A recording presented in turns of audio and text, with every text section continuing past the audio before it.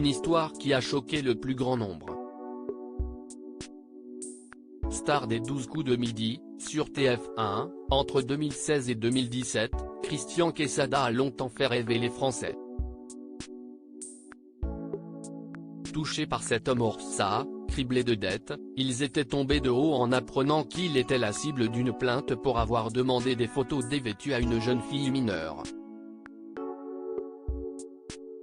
En 2020, le champion du jeu présenté par Jean-Luc Reichmann, a été condamné à 3 ans de prison pour corruption de mineurs et détention et diffusion d'images pédopornographiques.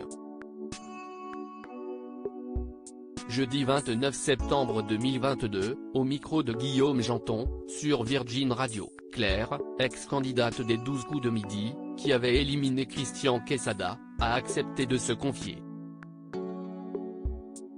La première fois que je l'ai vu, je n'ai rien ressenti du tout.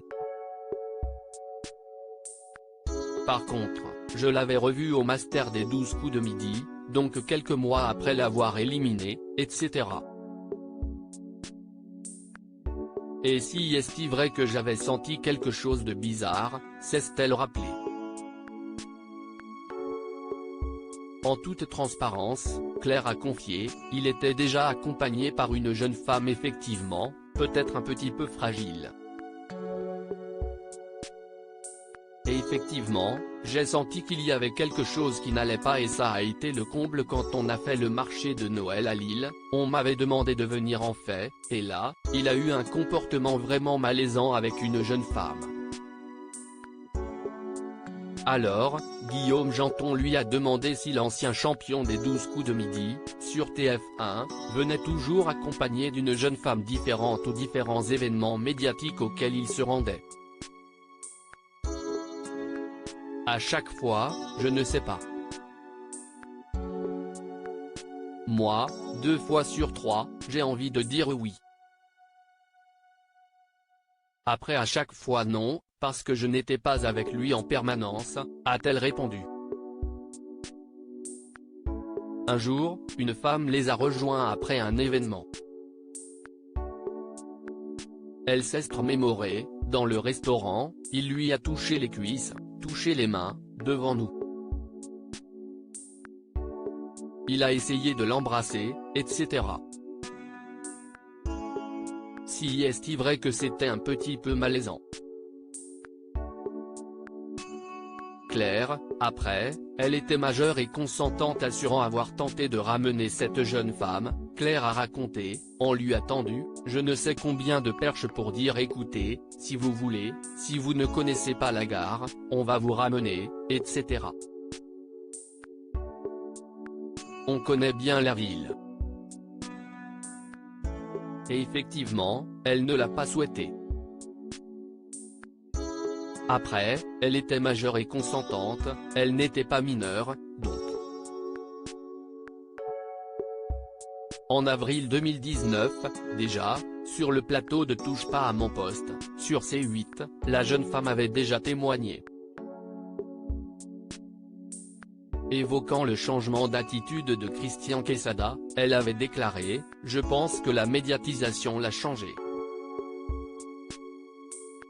Le jour où je l'ai battu ça s'est très bien passé, on avait échangé beaucoup de choses.